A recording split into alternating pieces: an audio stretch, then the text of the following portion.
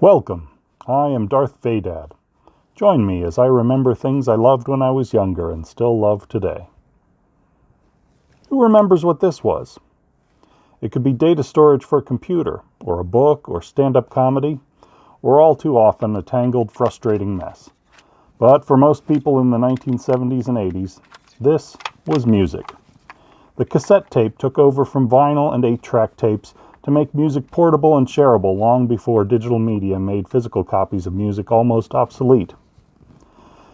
When I was still a kid making maybe $10 a week from my modest paper route, I would scour shops in the local mall, from National Record Mart to Woolworths, searching for Beatles or Paul McCartney cassettes to play on my cheap home stereo.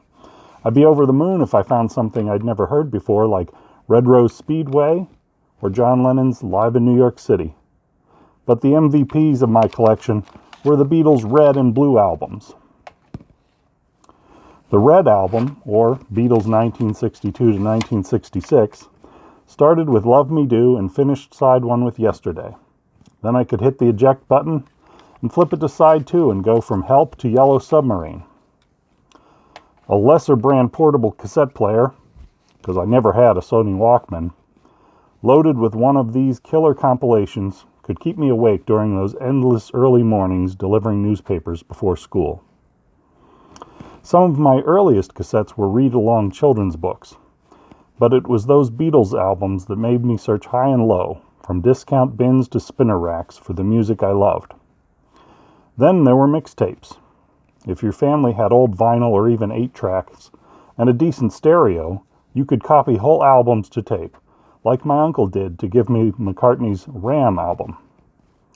Better yet, friends could record songs from LP, another tape, or even radio, mix and match songs they loved, and share them. That's how I got my first tape of John Lennon songs, before I bought the soundtrack from the Imagine biopic. Of course, there were a few big problems with cassettes. Now and then a player would unspool the tape into a spaghetti-like mess. Remember using a pencil to carefully rewind spilled tape back into a cassette? Sometimes the tape was so wrinkled and mangled you couldn't use it again. The overstuffed 120-minute cassettes were notoriously fragile, or sometimes too tightly wound for the machine to even play. Then there was album art. It was either tiny and cropped, or used less than the full area of the case.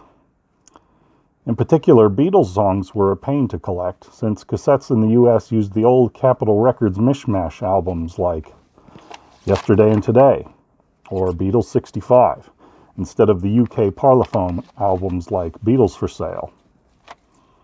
Rubber Soul was 2 different albums depending what country you lived in. Eventually, the UK albums became the standard, but not until you could get them on CD in the late 80s, by which time I'd mostly switched over to the new format. Eventually, I had Billy Joel, Elvis Costello, and Tom Petty tapes, but it's fitting that my last ones were the Beatles' Real Love single in 1996, still unopened, and McCartney's Flaming Pie album from '97. Even though compact discs had long since supplanted tapes as my music medium of choice, I didn't have a CD player in my car, so tapes were still useful for many years. Now they're little more than a fond recollection.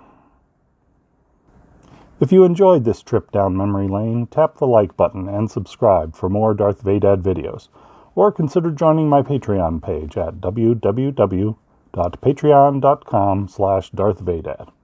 Thanks for watching, and have a great day.